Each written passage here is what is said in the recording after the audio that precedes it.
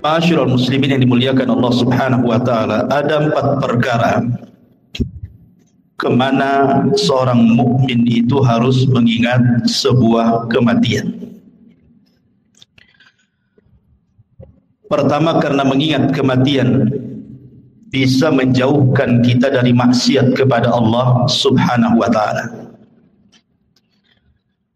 Karena orang yang tidak pernah mengingat mati, maka orang akan terbiasa melakukan maksiat. Karena dia pikir bahwa tidak ada kehidupan setelah kematian. Kemudian yang kedua, orang yang selalu mengingat kematian akan mempermudah untuk segera bertobat dan juga melakukan amal saleh. Kemudian yang ketiga, mengingat kematian adalah hal yang bisa mendatangkan rasa takut, sehingga orang tidak mungkin merasa aman dari azab kubur, dan dia akan berusaha untuk menghindarkan diri dari setiap penyebab yang akan menjerumuskan dari azab kubur. Tentu yang terakhir,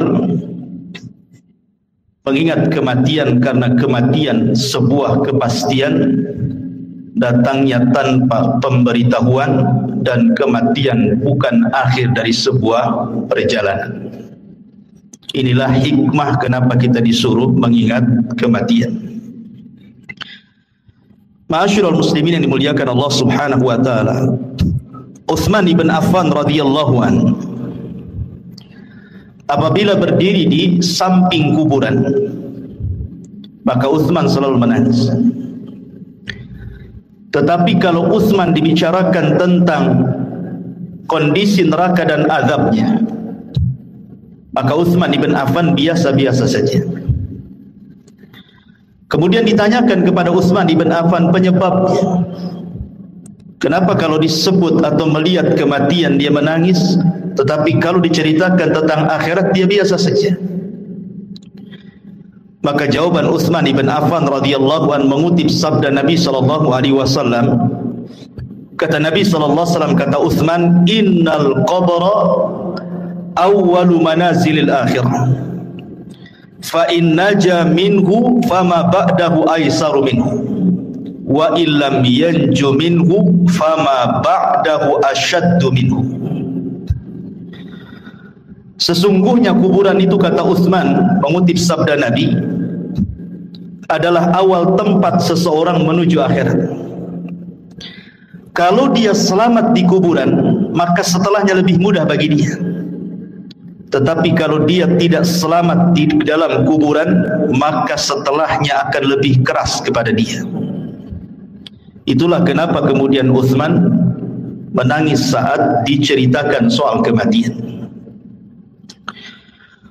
Banyak riwayat yang dicantumkan oleh Imam Ibnu Katsir ketika memberikan catatan kepada ayat yutsabbitullahu alladhina amanu bil qauli tsabit. Allah tetapkan jawaban bagi orang-orang yang beriman dengan jawaban yang mantap saat fitnah kubur. Saya akan sebutkan beberapa riwayat yang berkaitan dengan kematian. Pertama, riwayat daripada Bara bin Azib radhiyallahu anhu. Suatu ketika kata Bara bin Azib radhiyallahu anhu, kami keluar bersama Nabi sallallahu alaihi wasallam mengiringi jenazah seorang laki-laki dari Ansar. Maka ketika galian kubur itu sudah digali dan belum sampai kepada lahatnya, maksudnya lubang kedua dalam kuburan disebut lahat, maka Nabi SAW kemudian duduk dan kami pun duduk, kata Bara ibn Azib radhiyallahu anhu. Kemudian kata Nabi SAW, "Ista'idzu billahi min adzabil qabr." Mintalah perlindungan kepada Allah dari azab kubur. Rasul sallallahu alaihi wasallam menyebutnya marrataini aw thalathan, 3 kali.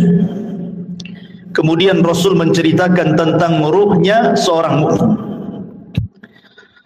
Kata Nabi sallallahu alaihi wasallam, "Innal 'abda al-mu'mina idza kana fi inqita'i minad dunya wa iqbali minal akhirati nazala ilaihi malakun minas sama bidul wujuh ka'anna wujuhahumus syamsu." Apabila seorang hamba mukmin, kata Rasul, ketika dia hendak berpisah dari dunia dan menghadap akhirat, maka turun malaikat dari langit yang berwarna sangat putih sekali. Wajah-wajah malaikat ini sangat putih. Dan yang dimaksud malaikat di sini tentu bukan satu malaikat, bukan malakul maut saja, tidak, tetapi diiringi dengan rusulul maut namanya, pembantu-pembantu malaikat maut, berdasarkan ayat Al-Quran, tawaffathum rusuluna, kami wafatkan dengan mengutus utusan-utusan kami, menunjukkan bukan satu malaikat tetapi banyak malaikat. Tentu banyaknya malaikat ini berdasarkan tugas masing-masing. Malaikat maut itu kan hanya mencabut nyawa saja. Selepas itu kemudian diserahkan kepada malaikat rahmat kalau dia seorang mukmin, atau kepada malaikat azab kalau dia orang kafir atau orang fasik. Lah tentu kondisi seperti ini, ikhwan, tidak ada yang tahu kecuali orang yang meninggal. Orang-orang yang menyaksikan di sekitarnya, orang yang sedang nazar itu, tidak ada yang tahu bahwa di situ ada malaikat. Yang tahu hanyalah orang yang sedang nazar saja. Karena sebagian para ulama ketika menjelaskan apakah orang yang meninggal dunia itu mampu melihat malaikat, sebagian ulama mengatakan ya, mereka akan melihat malakul maut. Dan juga mereka akan diperlihatkan catatannya, walaupun hanya sekilas pandang saja. Catatan selama hidup dia itu, dia akan diperlihatkan sekilas saja. Dan itulah kondisi-kondisi menakutkan, sehingga kenapa Rasul mengatakan saat orang seperti ini tidak boleh mengatakan kecuali kebaikan. Dan inilah doa yang paling mustajab bagi orang-orang yang hidup di sekitarnya. Minta kepada Allah agar orang ini dimudahkan kematiannya. Lah setelah itu kemudian kata Nabi sallallahu alaihi wasallam, ma'ahum kafanun min akfanil jannati wa hanutun min hanutil jannah. Pembantu-pembantu malaikat maut ini, sebagian mereka membawa kain kafan dari sorga dan juga minyak wangi dari sorga. Hatta yajlisu minhu madal basar, sampai kemudian mereka duduk sejauh mata memandang. Ma'asyiral muslimin yang dimuliakan Allah Subhanahu wa taala, para ulama mengatakan bahwa ketika Allah Subhanahu wa taala mengirim para malaikat untuk mencabut nyawa dan juga menyediakan peralatan-peralatan fardu kifayah seperti kain kafan dan juga wewangian, kalau dia ruhnya seorang mukmin, maka akan diutus malaikat yang indah sekali dalam rangka ikraman, memuliakan jasad yang akan dicabut ruhnya itu.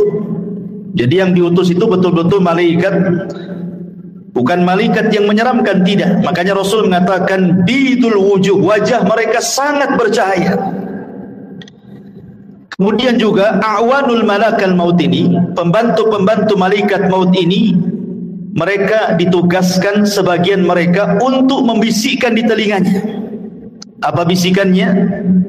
Alla takhafu wa la tahzanu wa abshiru bil jannati allati kuntum tu'adun. Kamu jangan takut, kamu jangan khawatir, karena Allah sudah janjikan kepadamu surga yang akan menantimu. Artinya bahwa kematian seorang mukmin itu sangat indah sekali, sangat indah, dan itulah yang dikehendaki seorang mukmin. Makanya di zaman Nabi SAW ketika ada jenazah yang lewat, Kata Nabi SAW, yastarih, mustarih, wa mustarahu minhu.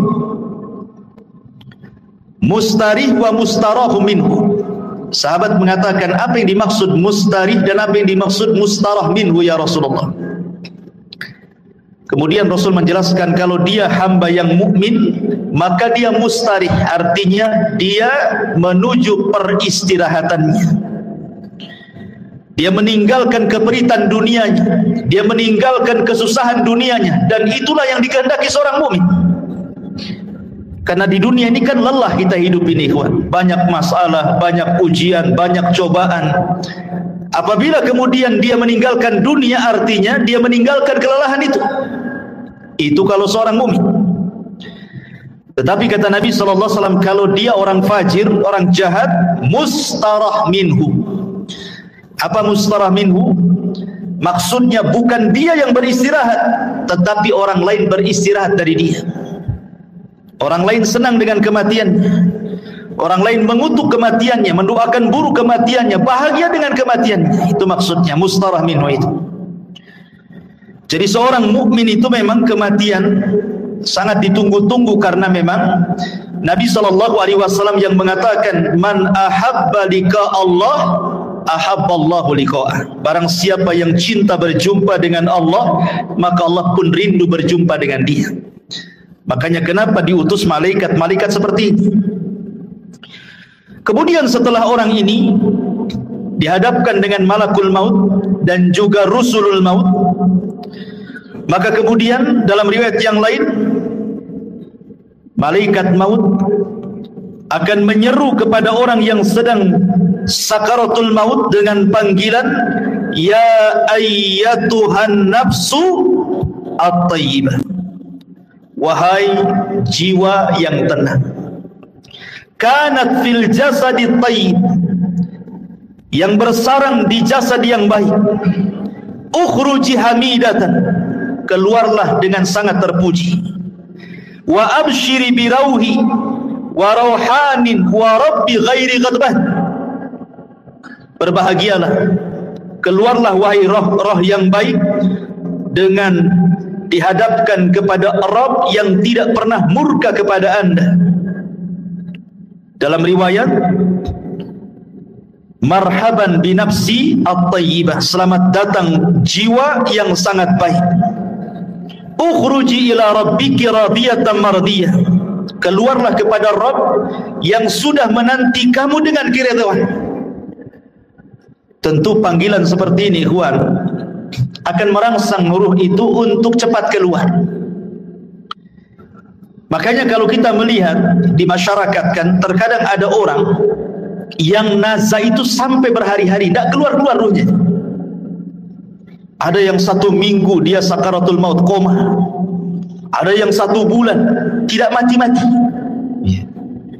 Tetapi ruhnya seorang mukmin ketika dipanggil seperti itu, maka Nabi SAW kemudian mempermisalkan ruhnya seorang mukmin ketika dipanggil dengan kata-kata wahai jiwa yang tenang, maka ruhnya itu akan keluar seperti tetesan air yang terakhir fi famis siqa, dari mulut teko yang terakhir dia keluar.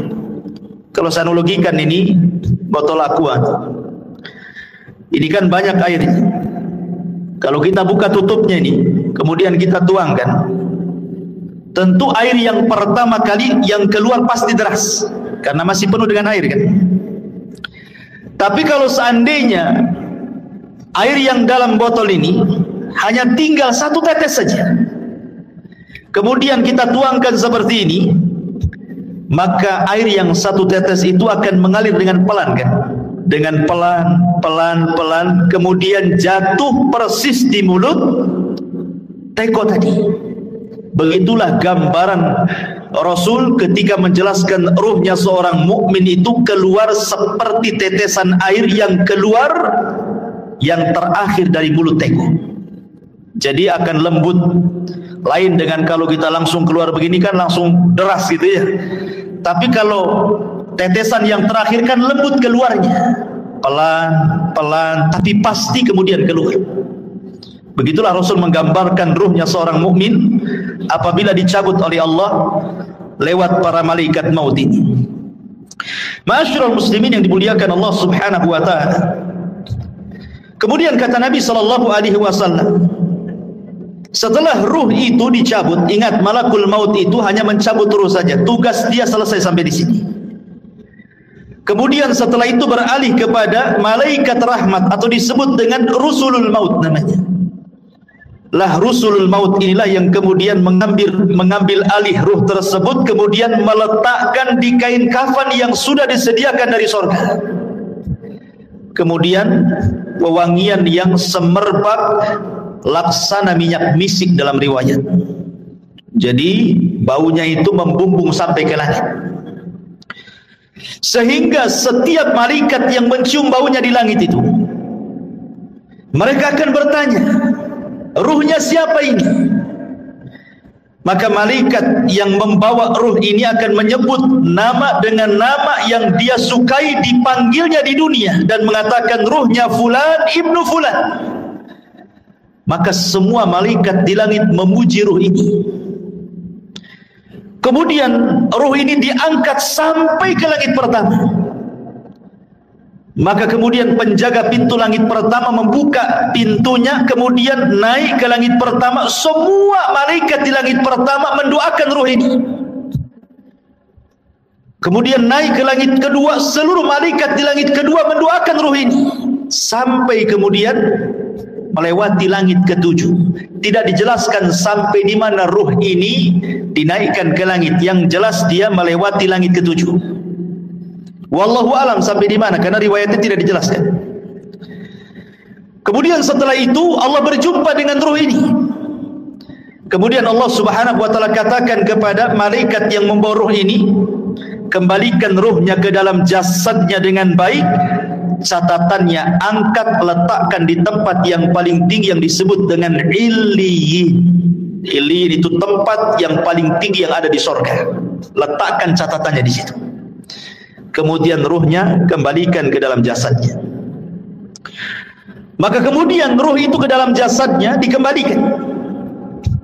Lah saat seperti ini, ketika ruh ini diterbangkan ke langit, disitulah manusia sedang memandikan jenazah ini, kemudian mengkafani jenazah ini, kemudian menyolati jenazah ini, kemudian mendoakan jenazah ini, sampai kemudian ke dalam kubur, kemudian meletakkan di liang lahat, kemudian dipendam kuburannya. Jadi saat proses fardu kifayah itulah ruh naik ke langit.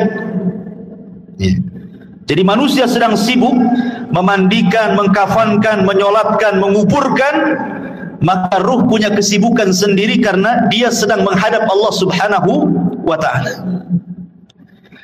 Lah kemudian ketika selesai sudah penguburan, barulah kemudian ruh itu dihantar kembali ke dalam kuburnya. Lah ketika ruh dengan jasad ini kemudian kembali, disitulah orang yang ada di kubur ini sempat mendengar pembicaraan orang-orang yang di atas kuburan.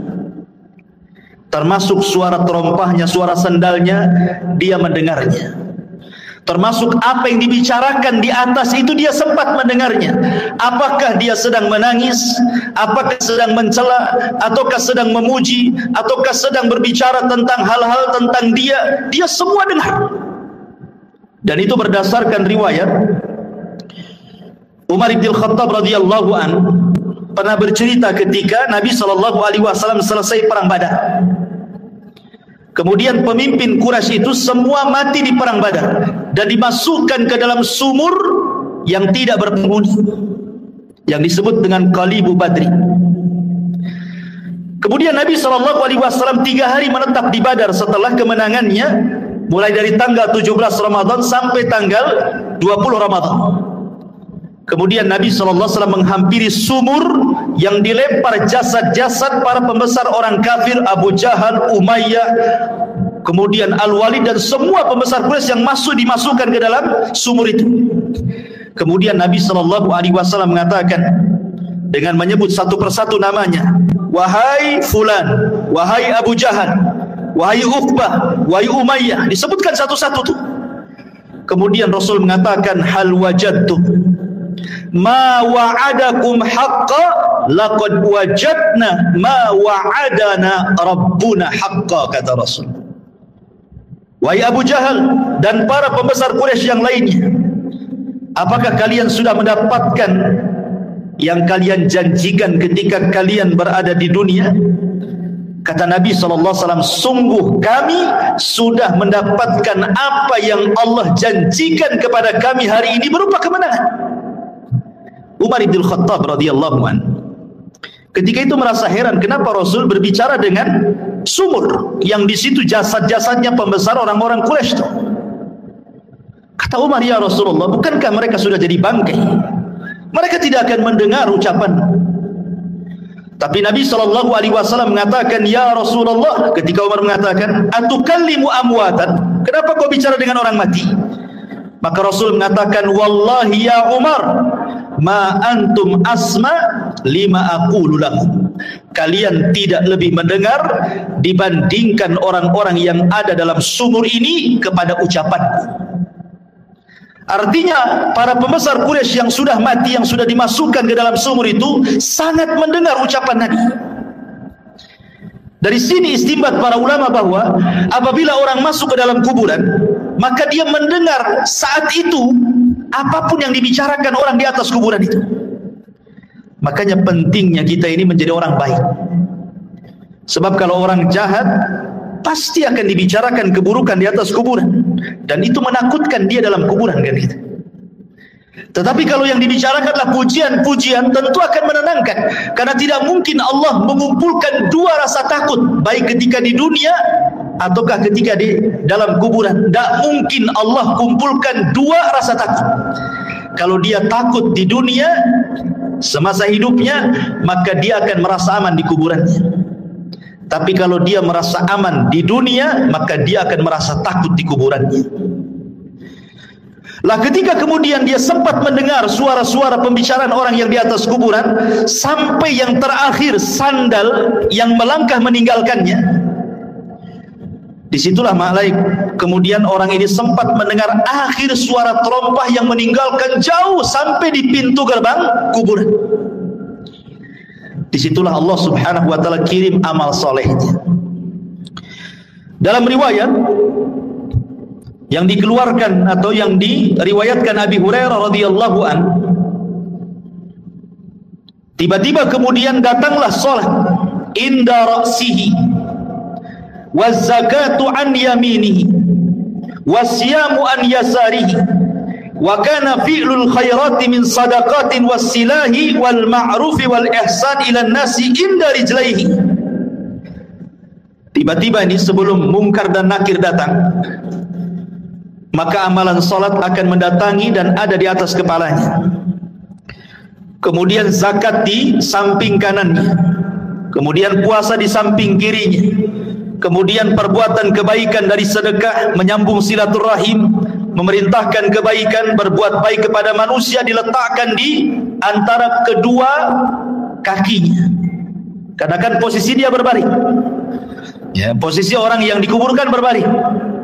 Sehingga di arah kepalanya ada sholat, kemudian samping kirinya ada puasa, samping kanannya ada zakat, kemudian di sebelah kakinya ada sedekah, ada silaturahim, ada kebaikan, dan begitu seterusnya. Dan amalan-amalan ini menjelma sebagai manusia. Jadi amalan-amalan soleh itu, sholat akan menjadi manusia, kemudian zakat akan menjadi manusia, dan akan mengelilingi dia dalam kuburannya. Sehingga kemudian ketika mungkar dan nakir ini datang, kemudian hendak membentak dengan fitnah kubur, dengan pertanyaan-pertanyaan kuburannya dari arah kepalanya, maka amalan yang ada di kepalanya, amalan solatnya akan mendorongnya dan mengatakan, ma qibali madkhal, tidak ada jalan lewat sini. Kemudian yang ketika malaikat mungkar dan nakir akan bertanya dari sebelah kirinya, maka akan didorong oleh amal soleh sebelah kirinya dan mengatakan, ma qibali madkhal, tidak ada jalan kau untuk bertanya kepada orang ini. Dan begitu seterusnya. Setiap kali malaikat Munkar dan Nakir bertanya ini dari arah mana saja, maka kalian dilindungi oleh amal soleh. Subhanallah ikhwan. Ya. Sehingga malaikat yang akan memfitnah kubur ini kebingungan harus bertanya dari arah mana. Ya. Makanya kemudian disebutkan dalam riwayat ini, fayajlisu wa qad tamatsalat lahu asy-syamsu wa qad danat lil ghurub fayuqalu lahu akhbirna amma nas'aluka fayaqulu da'uni hatta usalli. Ketika kemudian malaikat maut atau malaikat Munkar Nakir hendak bertanya, tiba-tiba tidak digubris, tidak direspon oleh orang ini dan mengatakan, jangan tanya saya hendak sholat. Dia kepikiran ingin sholat. Bayangkan, ruhnya seorang mukmin yang ada dalam kubur itu masih kepikiran ingin sholat dan mengatakan, da'uni hatta usalli, jangan dulu kau tanya aku sampai aku laksanakan sholat ketika. Padahal sudah tidak ada sholat lagi di kuburan itu. Tapi begitulah ruhnya seorang mukmin, semangat ibadahnya itu sampai dalam kuburan. Akhirnya kemudian dia pun didudukkan dengan cara baik, kemudian juga ditanya dengan cara baik. Masalahnya dalam sebuah riwayat bahwa malaikat Munkar dan Nakir ini saat bertanya kepada ruhnya orang yang beriman ini, kata Nabi SAW bahwa bentuknya ini memang luar biasa, sangat menakutkan. Di mana suaranya kalbarki, suaranya malaikat Munkar dan Nakir itu seperti petir, menggelegar. Kemudian juga ucapannya seperti kilat dan wajahnya sangat menakutkan. Dari sini ikhwatu fiddin, pertanyaan semudah apapun dalam kondisi takut pasti akan sulit dijawab, kan? Anda saya tanya dengan pertanyaan-pertanyaan, tetapi kemudian setelah itu saya bunuh Anda, umpamanya saya letakkan pistol di kepala, kemudian saya tanya dengan beberapa soalan. Ketika rasa takut menguasainya, soalan semudah apapun akan sulit dijawab. Akan sulit dijawab. Ini kan soalan-soalan yang ma'ruf kita dengar di dunia. Siapa Rabbmu? Kita katakan Allah. Siapa Nabimu? Kita katakan Muhammad. Apa agamamu? Kita katakan Islam. Itu kan mudah. Mudah soalan ini. Tetapi dalam kondisi takut ikhwatu fiddin, walaupun soalan-soalan ini mudah dijawab, belum tentu orang bisa menjawab. Karena memang suara malaikat ini yang bertanya kepada orang ini luar biasa. Suaranya seperti kilat menggelegar, wajahnya menakutkan. Disinilah Allah Subhanahu wa ta'ala berikan hidayah kepada ruhnya seorang mukmin, kepada hamba seorang mukmin, dan Allah katakan yusabbitullahu alladhina amanu bil qauli tsabit. Allah akan tetapkan jawaban orang-orang yang beriman dengan jawaban yang mantap. Jadi yang menjawab itu adalah ketetapan dari Allah, taufik dari Allah, bukan kita. Kan dalam kondisi takut kita tidak bisa jawab, ya. Tetapi hamba yang beriman ditolong dalam kuburannya, sehingga Allah Subhanahu wa ta'ala arahkan jawabannya, sehingga setiap ditanya dia sanggup menjawab. Dan ketika dia sanggup menjawab itulah Allah Subhanahu wa ta'ala memberikan rekomendasi dari langit dan mengatakan, ang sadaqa abdi, hambaku telah benar. Ketika sudah dikatakan hambaku telah benar, Munkar dan Nakir pun sudah pergi, tiba-tiba Allah katakan, bentangkan kuburannya sejauh mata memandang. Bentangkan kuburannya sejauh mata memandang. Berikan cahaya dalam kuburannya. Bukakan pintu dari sorga. Hantarkan minyak wangi dari sorga, pakaian, minuman dari sorga, suasana dari sorga, hantarkan ke dalam kuburannya. Itulah yang disebut dengan nikmatul kubur namanya. Nikmat kubur. Ma'asyiral muslimin yang dimuliakan Allah Azza wa Jalla, Aisyah radhiyallahu anha pernah menceritakan suatu ketika masuk nenek-nenek Yahudi ke rumah Aisyah radhiyallahu anha.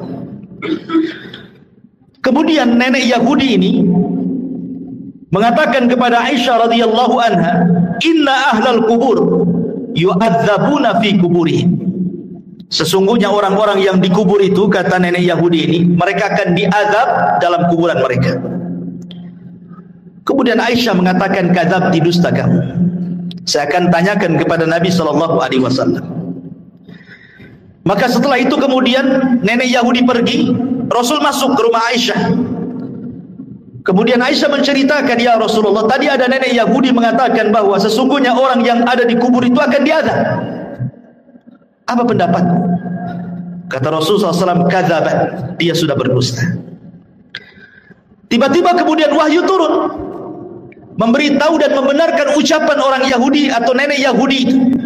Kemudian kata Nabi SAW, ya.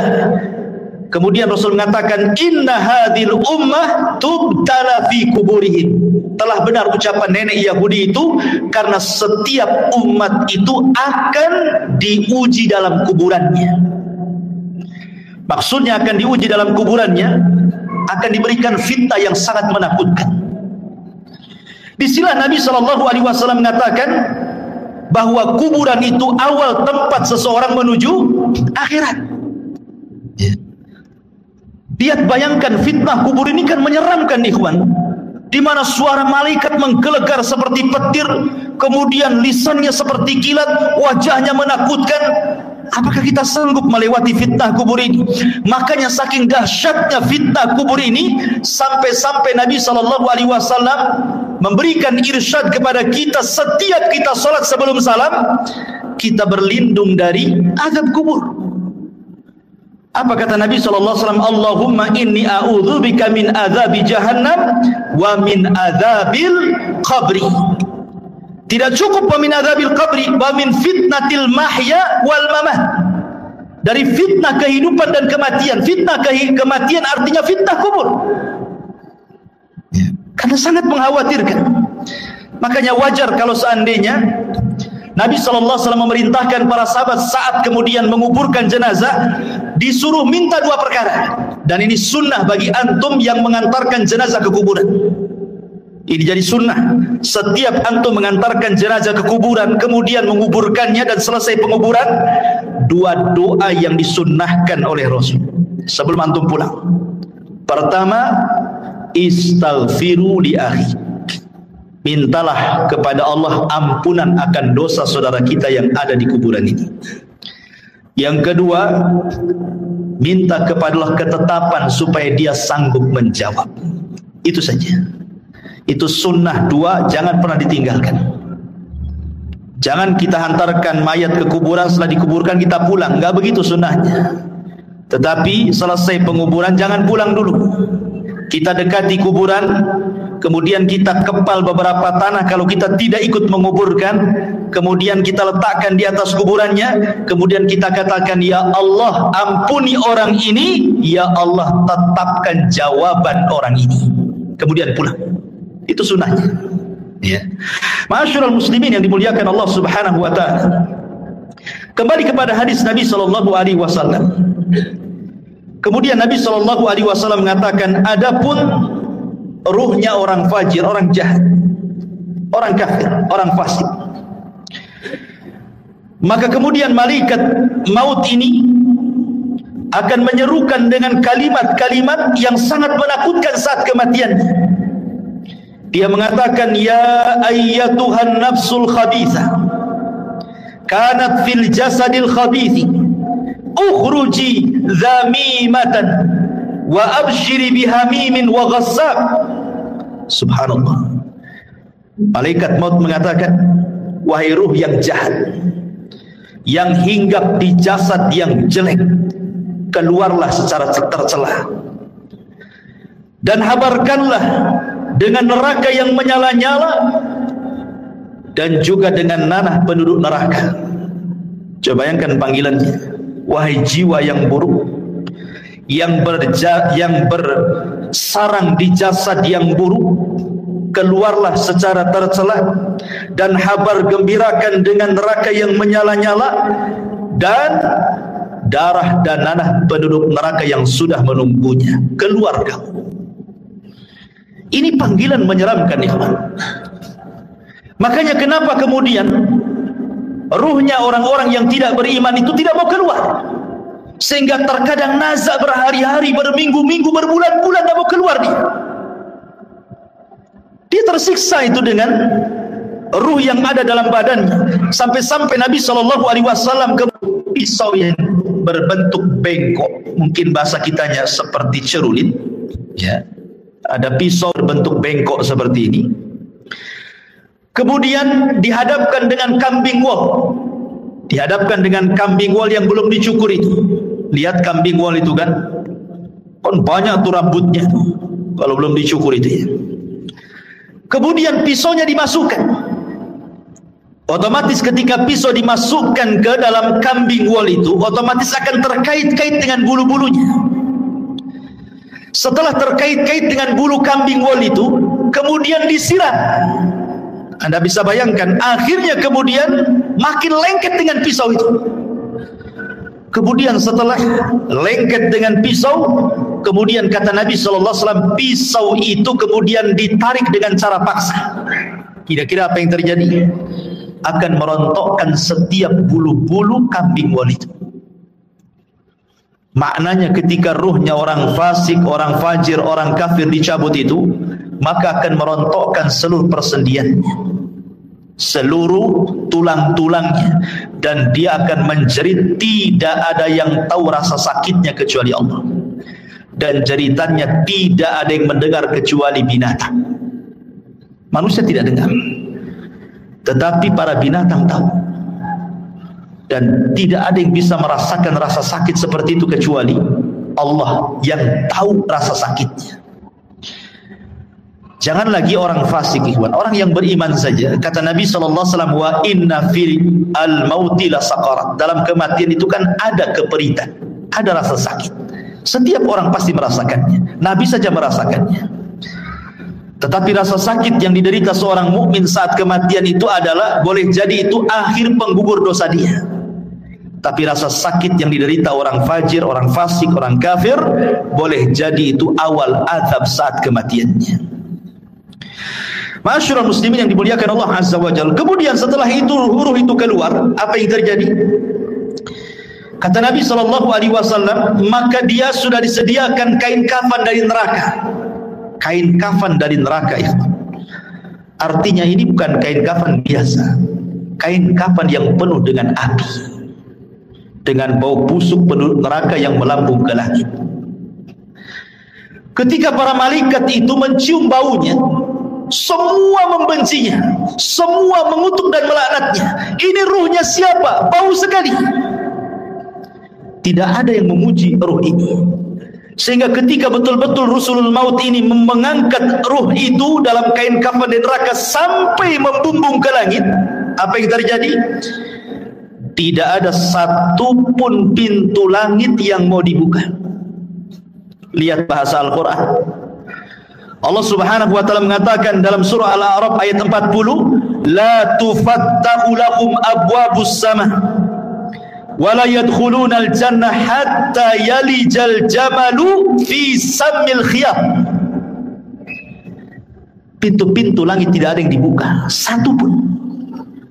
Bahkan mereka tidak akan masuk ke dalam surga sampai ada cerita unta masuk ke lubang jarum. Bagaimana mungkin unta yang sangat besar masuk ke lubang jarum? Lubang jarum itu kecil, unta itu besar. Artinya bahwa selubang jarum pun pintu langit itu tidak akan dibuka, dan dia tidak akan menembus walaupun hanya langit pertama. Kemudian setelah itu Allah Subhanahu wa taala hanya berfirman kepada ruh yang jelek ini dan mengatakan, letakkan catatannya fi sijin. Sijin ini tempat di bawah dasar bumi. Kenapa tidak diletakkan di lapisan bumi pertama, kedua, ketiga sampai ketujuh? Sebagian ulama mengatakan bumi menolak catatan amalnya. Bumi saja menolak. Di mana lapisan bumi pertama menolak untuk diletakkan catatannya, kemudian turun lagi ke lapisan kedua menolak juga, lapisan ketiga menolak juga, sampai lapisan bumi yang terakhir menolak juga. Ketika kemudian ditolak, akhirnya diletakkan di mana catatan itu? Di sijin. Ya, di di dasar bumi yang paling dalam. La haula wala quwata illa billah. Kemudian kata Allah Subhanahu wa taala dalam Al-Qur'an, "Wa man yusyrik billahi faka'annama kharra minas sama' fatakhtafuhu at-tayru aw tahwi bihi ar-rih fi makanin sahih." Maka ruhnya akan dijatuhkan, tidak dihantar malaikat, sehingga ruh itu seperti terbang yang disambar burung ataupun dihempaskan dengan angin, sehingga ketika ruh ini kembali ke dalam jasadnya seperti orang yang jatuh dari ketinggian. Begitulah rasanya. Anda bisa bayangkan, Anda jatuh dari atas ketinggian 20-30 meter saja, rasanya luar biasa sakit. Itulah yang akan dirasakan oleh ruhnya orang jahat ketika dilempar dari langit kemudian menyatu lagi dengan jasadnya. Apa yang terjadi ketika itu? Kalau dia memang amalan solehnya mungkin kurang, dia sholat tapi mungkin jarang-jarang, atau mungkin sholatnya asal-asalan, datang itu amalan-amalan sholat dia, atau mungkin amalan-amalan yang lainnya, tetapi sosoknya menjadi orang lemah, tidak bisa kemudian menolak malaikat mungkar dan nakir yang akan menghajar dengan pertanyaannya. Tidak sanggup menolak. Lain kalau dia seorang yang beriman, maka amal solehnya akan menolak dia, ya, sehingga akan sulit kemudian mungkar dan nakir mendekatinya. Tetapi kalau dia amal solehnya mungkin ringan saja, dia sholat kadang tidak, dia akan datang amal-amal yang lainnya, tetapi tidak bisa melindunginya.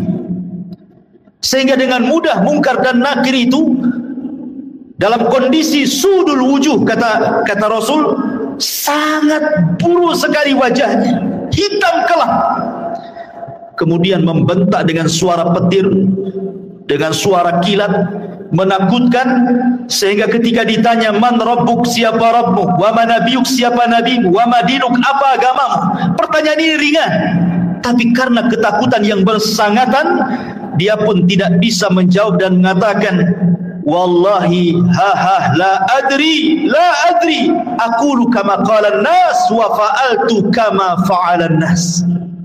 Aku tidak tahu. Aku mendengar, ya pernah mendengar apa yang diucapkan manusia seperti itu. Dia tidak bisa menjawab. Ketika dia tidak bisa menjawab berkali-kali, apa yang terjadi? Maka Allah Subhanahu wa taala akan mengirim penyeru dari langit dan mengatakan, an kadzaba abdi, hambaku telah berdusta. Subhanallah. Disebutkan dalam riwayat, summa yuqayyadu lahu a'ma, asam, akma, abka.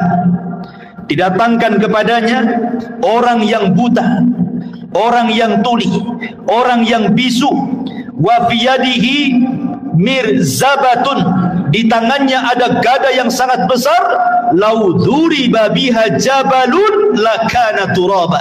Kalau palu itu dipukulkan di bukit atau gunung itu hancur jadi tanah. Dan itu dipukulkan setiap kali dia tidak bisa menjawab. Tidak bisa menjawab, dipukul. Tidak bisa menjawab, dipukul. Yang kalau dipukulkan lau dzuriba biha jabalun, kata Rasul, kalau pukulan itu diletakkan di gunung batu, lakana turaba, gunung itu akan menjadi turab, tanah, hancur berantakan. Bagaimana kalau dipukulkan kepada manusia? Mengerikan, ikhwatu fiddin yang dimuliakan Allah Azza wa Jalla. Maka ketika itu kemudian Allah Subhanahu wa taala katakan, sempitkan kuburannya sesempit-sempitnya. Kemudian bukakan pintu neraka kepadanya. Hantarkan hembusan-hembusan panah dari neraka ke dalam kuburannya. Kemudian dia pun mendapatkan azab kubur yang nanti saya akan jelaskan seperti apa azabnya. Tapi kita kembali kepada pembahasan awal ruhnya seorang mukmin. Masyarul muslimin yang dimuliakan Allah Azza wa Jalla, ketika ruhnya seorang mukmin sudah selesai dari fitnah kubur, maka Nabi sallallahu alaihi wasallam menjelaskan, fayuqalu lahu umdhur ila maq'adika minan nar. Tiba-tiba ketika dia sedang duduk selesai dari fitnah kubur, tiba-tiba dibentangkan di sebelah kirinya gambaran neraka yang sedang menyala-nyala. Diperlihatkan neraka. Kemudian dikatakan, "Ungzuru, lihatlah ila maq'adika minan nar." Tempatmu di neraka itu. Kemudian qad abdalakallahu bihi maq'adan minal jannah. Tapi tenang, tempatmu bukan di sana. Kemudian sebelah kanannya digambarkan gambaran sorga dan dikatakan tempatmu di sini. Dalam riwayat, maka kemudian malaikat ini mengatakan, lihatlah tempat dudukmu di neraka in asaita. Kalau engkau bermaksiat, itulah tempat dudukmu. Tapi karena engkau yang beriman, maka tempat dudukmu bukan di sana. Kemudian tempat dudukmu di sini. Ketika dia melihat bagaimana sorga dengan gambaran keindahannya diperlihatkan itu dalam kuburan itu, apa yang terjadi? Maka dia langsung berteriak dan mengatakan, "Ya Rabb, aqimis-sa'ah, ya Rabb, tegakkan kiamat, supaya aku bisa kembali ke istana dan keluarga." Tetapi Allah Subhanahu wa taala mengatakan, belum, kiamat masih panjang. Dalam riwayat yang lain, nim naumatal arush, sebaiknya kau tidur seperti tidurnya pengantin baru. Sehingga ketika dia terbangun, seolah-olah dia tidur zuhur dan bangun asar, kiamat sudah dibangkitkan. Artinya kehidupan kuburan tidak akan terasa walaupun zaman berlalu. Anggaplah mungkin zaman dulu, zaman Nuh, orang-orang yang beriman itu meninggal dunia, sampai hari ini kan kiamat belum dikiamat-kiamatkan. Bagaimana kehidupan mereka? Rupanya mereka ditidurkan oleh Allah di atas kenikmatan yang disebut dengan nikmat kubur, karena ruh mereka diberikan nikmat oleh Allah. Nanti ada pembahasan kemana ruhnya orang yang beriman dalam kuburan ini. Tapi jasadnya dikuburkan, ya. Mereka tidak akan merasakan, sehingga ketika kiamat dibangkitkan baru dia tertidur. Terbangun dari tidurnya seolah-olah hanya setengah hari saja, mulai zuhur sampai asar dia tidur, kemudian dia terbangun. Rupanya Israfil sudah menyiapkan sangkakalanya untuk meniup sangkakala pertama kiamat, kehancuran alam semesta pertama dibangkitkan. Ma'asyiral muslimin yang dimuliakan Allah Subhanahu wa taala.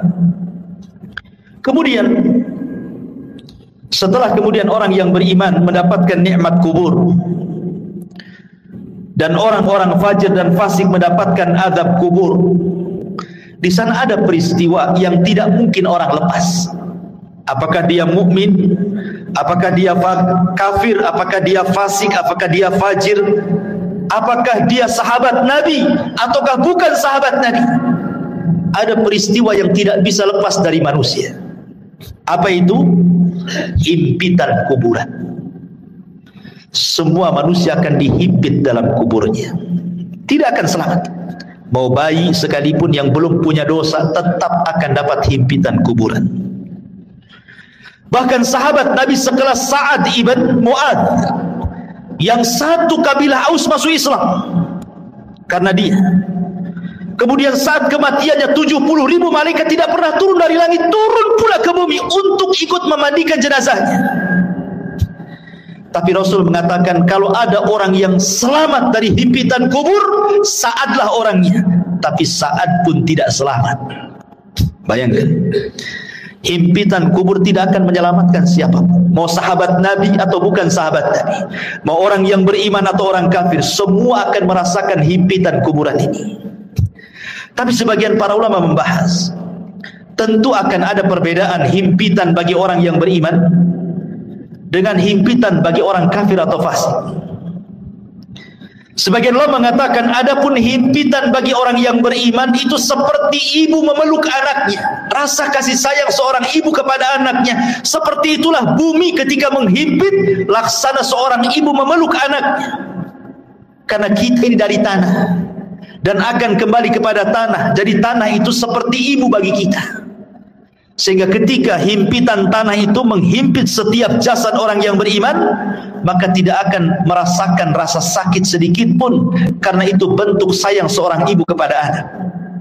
Tetapi Kalau yang dihimpit itu orang kafir, orang fasik, orang fajir, orang jahat, maka dia akan merasakan sakit yang luar biasa. Dia akan menjerit-jerit. Semua tidak ada yang mendengar kecuali binatang jeritannya, karena akan mematahkan semua tulang, persendian, dan begitu seterusnya. Ma'asyiral muslimin yang dimuliakan Allah Azza wa Jalla, inilah sekilas gambaran ruhnya orang mukmin, fasik, fajir, fasik, munafik, dan begitu seterusnya saat kematian. Kita masuk pada pembahasan yang kedua tentang macam-macam azab kubur. Ma'asyiral muslimin yang dimuliakan Allah Azza wa Jalla, azab kubur itu adalah sebuah hal yang wajib kita imani. Syekhul Islam Ibn Taimiyah rahimahullahu ta'ala mengatakan, waqad tawataratil akhbar an Rasulillah sallallahu alaihi wasallam fi thubuti adabil qabri. Habar-habar tentang adab kubur, kata Syekhul Islam Ibn Taimiyah, derajatnya sampai tingkat mutawatir. Jangan sampai diingkari, karena riwayatnya mutawatir. Artinya mutawatir itu banyak sekali riwayatnya. Dan dikatakan oleh Al-Imam Al-Munawi, adzabul qabri haqqun. Azab kubur itu sebuah hak adanya. Dan Imam Ghazali mengatakan, man angkarahu fahuwa mubtadi'. Siapa yang mengingkari azab kubur, maka dia adalah ahli bid'ah. Dan Imam Suyuti mengatakan, adzabul qabri wa adzabul barzakh. Azab kubur adalah azab barzakh. Udhifa ilal qabri li'annahu al-ghalib. Kenapa disebut kubur? Karena memang umumnya orang dikubur. Tapi sebenarnya ini disebut dengan barzah. Barzah itu artinya penghalang tembok antara kehidupan dunia dengan kuburan. Makanya tidak akan bisa orang itu mengintip kehidupan kuburan. Kenapa? Karena ada barzah, tembok yang menghalangi antara kita dengan mereka. Walaupun Anda pasang CCTV sekalipun, kita letakkan CCTV dalam kuburannya, maka kita tidak akan mampu melihat mungkar, nakir, peristiwa apapun yang ada di kuburannya. Ingat, karena ada barzah tadi. Barzah itu penghalang antara kehidupan kita di atas bumi dengan kehidupan di bawah bumi. Ma'asyiral muslimin yang dimuliakan Allah Subhanahu wa taala, bicara tentang adab kubur ada 9 poin yang ingin saya jelaskan. Yang pertama, tadi sudah dijelaskan dalam riwayat yang kita sudah lalui penjelasannya. Az-zarbu bimitraqatin min hadidin.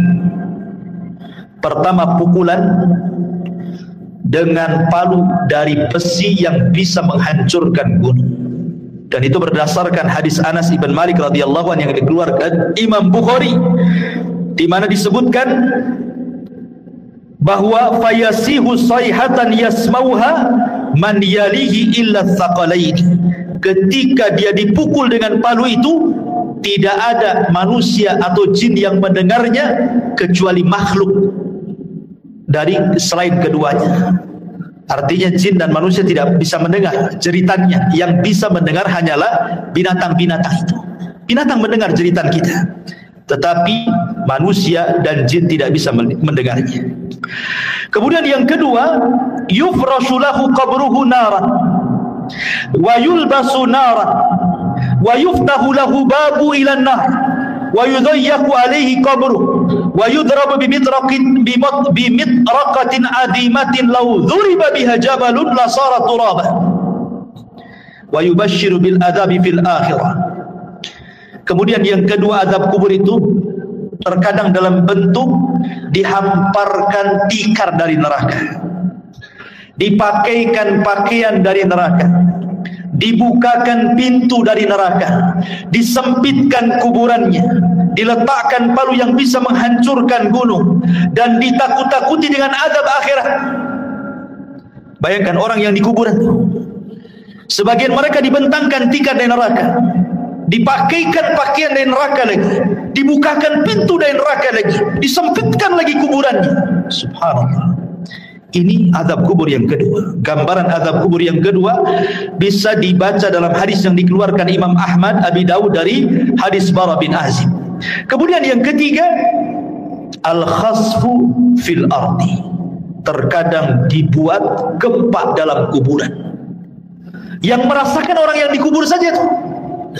Kita di atas bumi tidak ada gempa, tapi yang ada di kubur itu merasa digempakan, seolah-olah dia kemudian bumi itu digempa-gempakan, dan dia merasakan seperti itu. Dan ini berdasarkan hadis Ibnu Umar radhiyallahu anhuma yang dikeluarkan Imam Bukhari dan Muslim. Kemudian yang keempat, syakku janibai al-fammi ila qafal. Terkadang datang malaikat yang menakutkan, kemudian membawa cerulit yang sangat tajam, kemudian dimasukkan ke mulutnya, kemudian diiris sampai ke tengkuknya. Jadi tarik, dimasukkan pisau itu ke mulutnya, kemudian ditarik sampai ke tengkuknya. Nauzubillah. Atau terkadang radkhur ra'si bil hijarah. Ada malaikat yang membawa batu besar, kemudian orang itu dibaringkan, kemudian dibentur-benturkan kepalanya. Kalau hancur nih, dikembalikan lagi kepalanya menjadi bentuk baru, dihancurkan kembali, dan begitu seterusnya. Terkadang al-harqu fi tannuri minan nar, disediakan satu mangkok, satu bejana yang sangat besar, isinya air yang mendidih dari api neraka, kemudian digorengkan di dalam. Atau terkadang as-sibahatu fi nahri min damin ma'adh-dharbi bil hijarah. Tiba-tiba kemudian dia dihadapkan dengan sungai, semuanya bentuk darah. Kemudian dia diletakkan di tengah-tengah sungai darah itu. Kemudian dia akan berenang, tidak bisa ke pinggir, karena setiap ke pinggir maka akan dipukulkan batu yang sangat besar ke mulutnya, sehingga dia akan berputar-putar sampai mati hidup lagi, dan begitu seterusnya. Dan 4 poin ini berdasarkan hadis Bukhari yang dikeluarkan atau yang diriwayatkan oleh Samurah ibn Jundab radhiyallahu anhu. Kemudian yang nomor 8, ishti'alul malil masruq minal ghanaim ala sahibi. Kalau dia dahulunya di dunia suka mencuri ghanimah, harta rampasan perang yang belum dibagi, maka harta itu akan didatangkan dan akan menyala-nyala seperti api yang sangat besar dan menyambar-nyambar dirinya. Atau yang terkadang, yang terakhir yang nomor 9, wa ma hadzal adab al-hissi hunaka aidan adabul ma'nawi.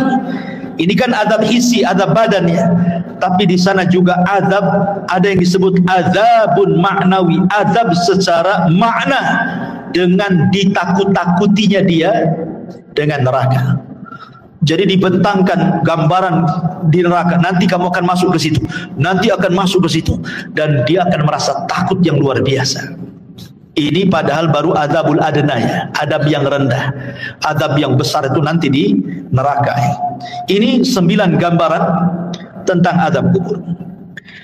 Adapun adab kubur sendiri, ikhwan, itu terbagi menjadi 2. Ada adab kubur itu yang adabun daim la yanqati'u ila qiyamis sa'ah. Adabnya terus sampai kiamat dibangkitkan, enggak terputus. Dan yang kedua, ada adab kubur itu tidak terus tetapi terputus. Seperti apa gambarannya? Yang pertama, azab kubur yang tidak terputus sampai kiamat adalah azab kubur bagi orang kafir dan bagi orang munafik, dan itu disebutkan dalam surah Ghafir ayat 46. Adapun azab yang terputus adalah azabnya usatul muwahhidin.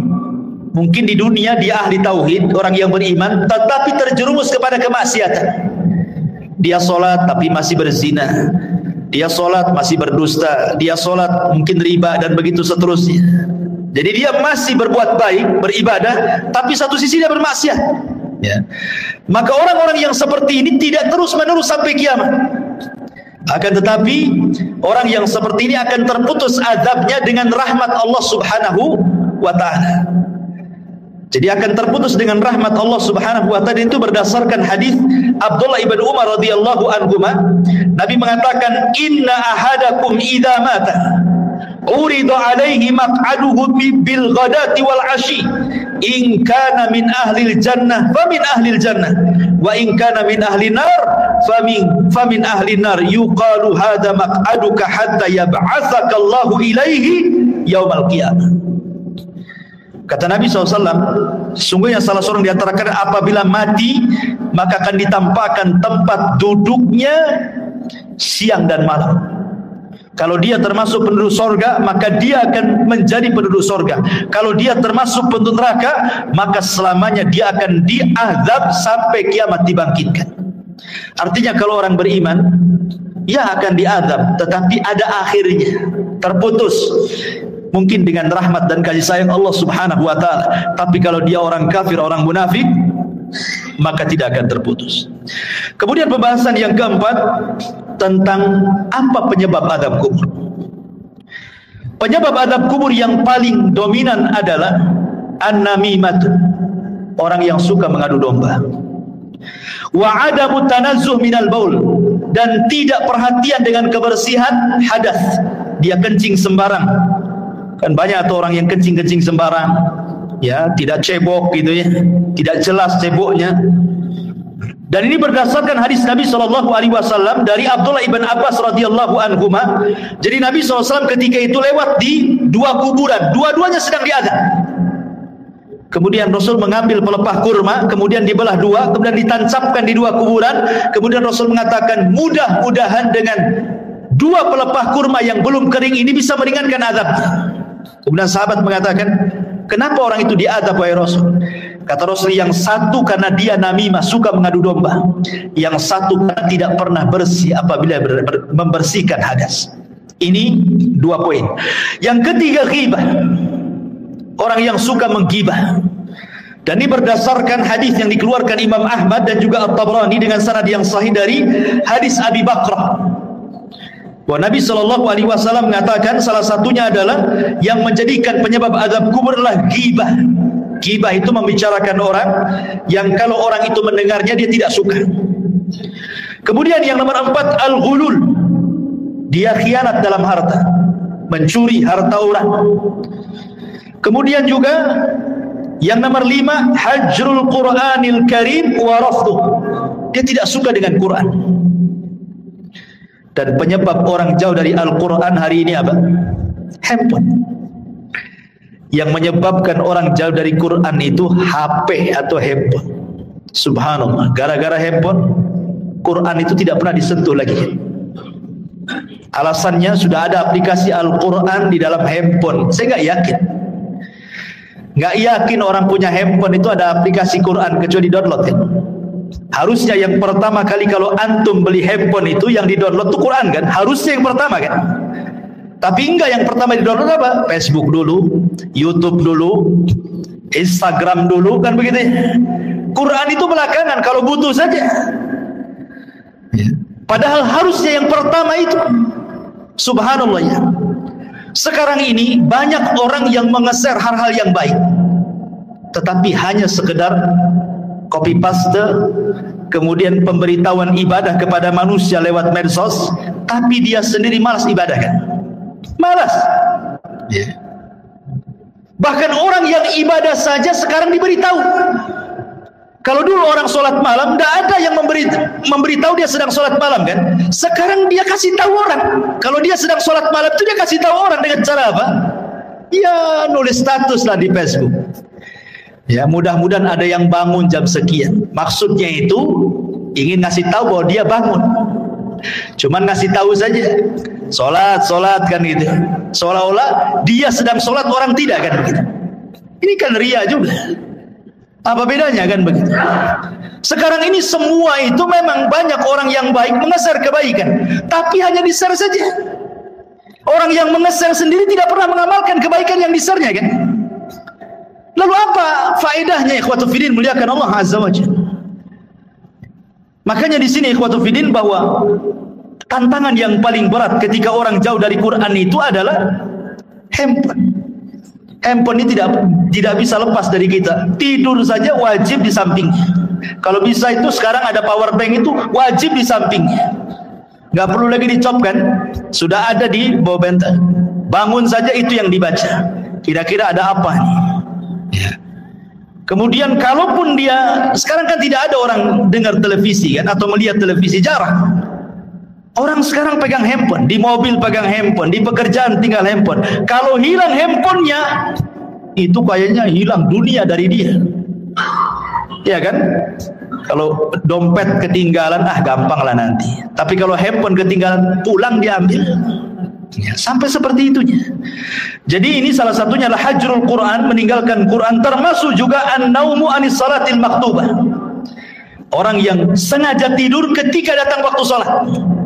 Dan itu berdasarkan riwayat yang dikeluarkan ataupun dari sahabat Samurah ibn Jundab radhiyallahu an, Nabi SAW mengatakan, ammal ladzi yuslagu ra'suhu bil hajar fa innahu ya'khudul Qur'an fayarfadhuhu wa yanamu anis salatil maktubah.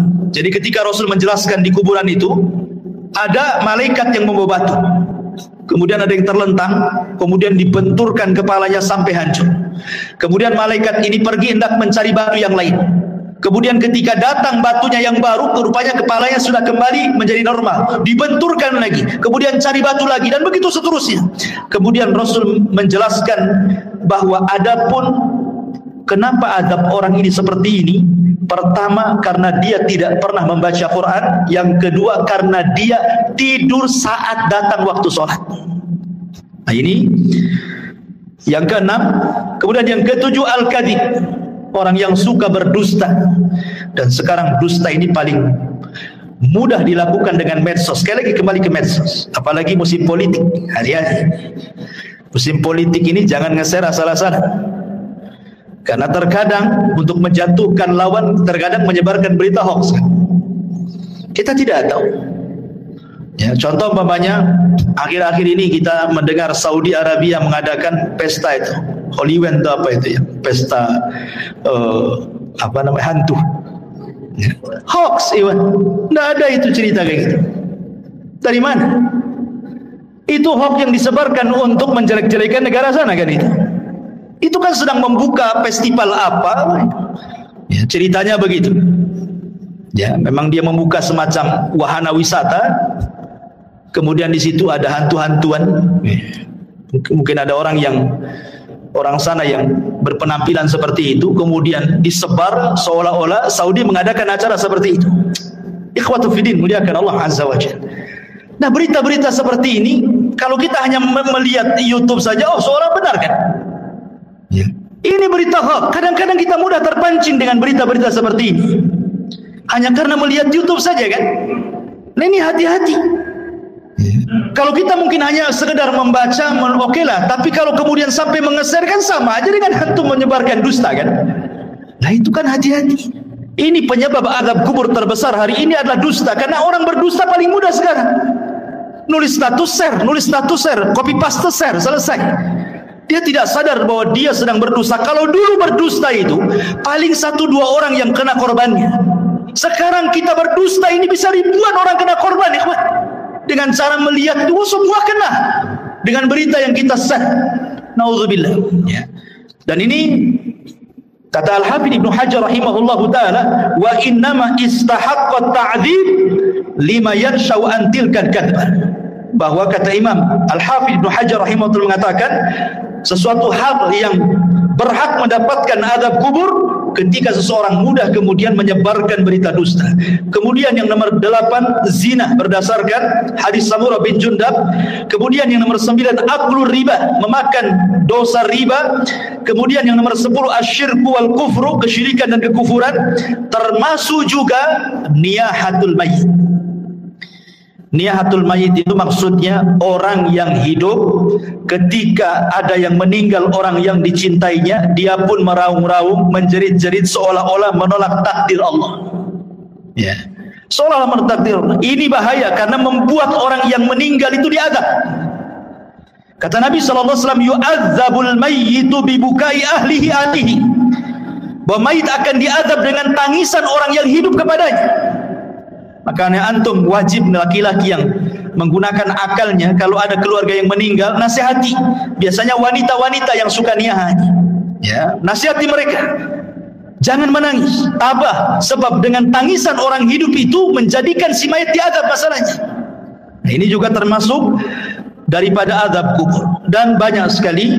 Kemudian secara singkat amal-amal yang bisa menyelamatkan dari azab kubur. Pertama, perbanyak baca surah Al-Mulk.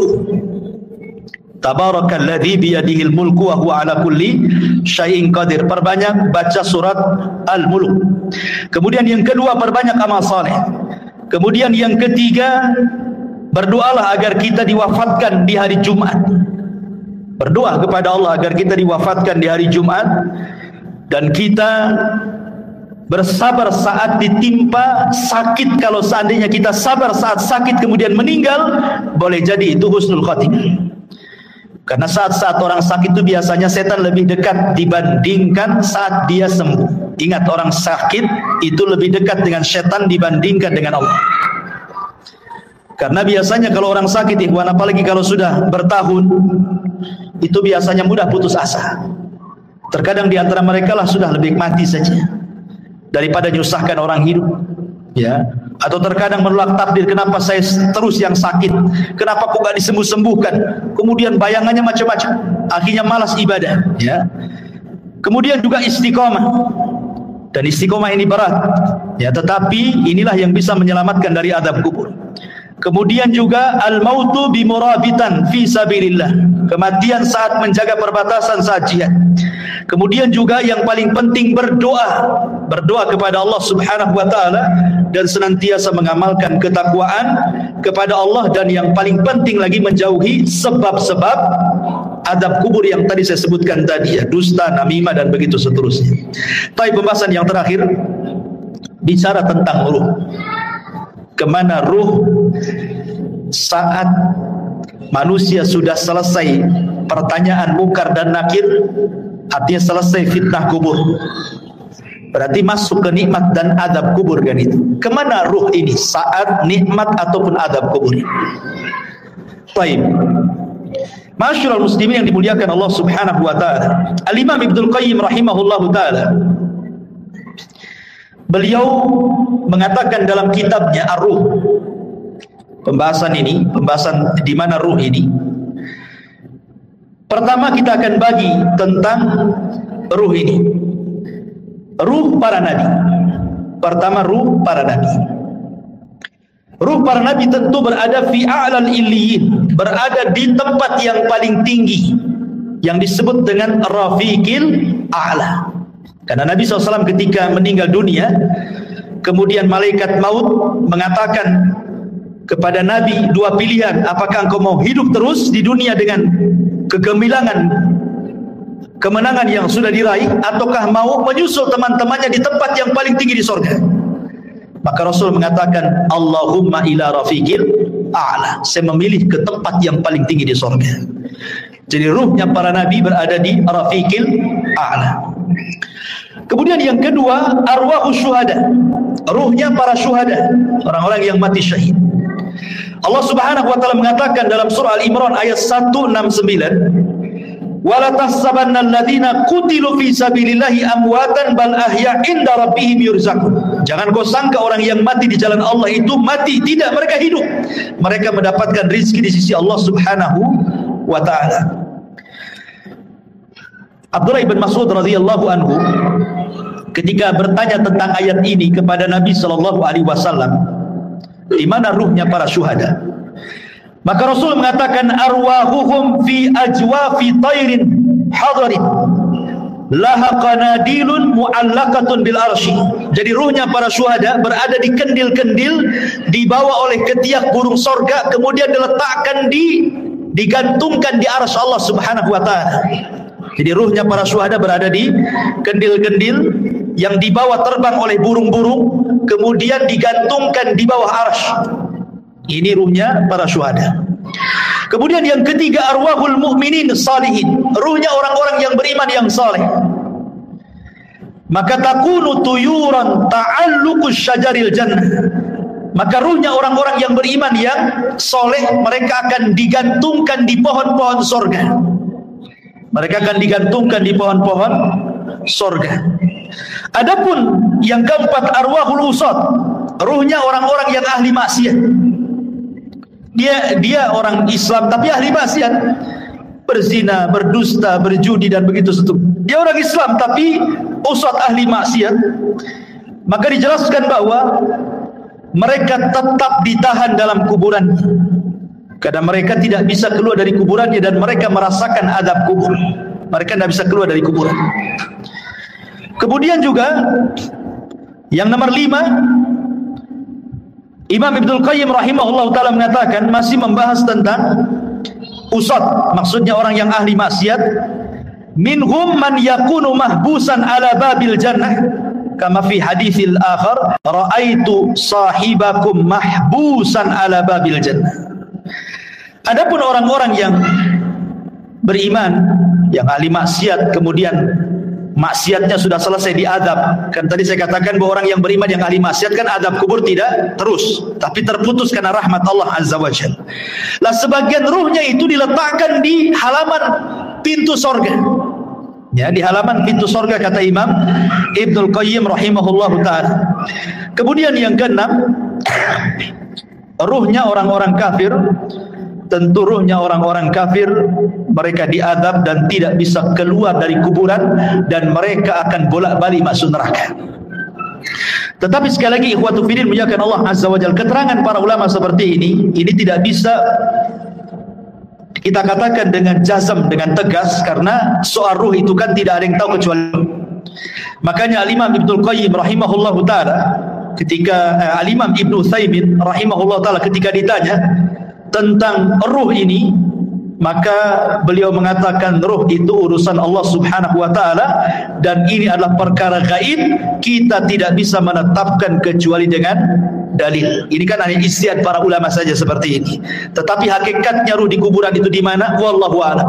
Hanya Allah Subhanahu wa ta'ala yang tahu dengan kondisi ruhnya, apakah mereka orang-orang yang beriman ataukah mereka orang-orang kafir. Adapun ada riwayat yang maudhu yang disebutkan oleh sebagian ulama seperti ruhnya orang kafir berada di sumur Barhut, diletakkan di sumur Barhut. Sumur Barhut itu yang ada di Hadrul Maut Yaman. Di situ ada sumur, antum bisa klik saja atau di YouTube sumur Barhut. Itu sumur menakutkan yang ada di Yaman. Ya, sampai hari ini para ilmuwan berusaha meneliti itu. Ya, sumurnya besar. Jadi ada yang mengatakan bahwa orang-orang kafir diletakkan di sumur itu. Ya, adapun ruhnya orang-orang yang beriman tentu fil aliyyin, tetapi sekali lagi ini riwayatnya lemah gitu ya, bahkan tidak berdasar. Tapi oleh sebagian ulama ada yang menyebutkan seperti perkataan Imam Barbahari rahimahullah dalam kitabnya Syarhu Sunnah.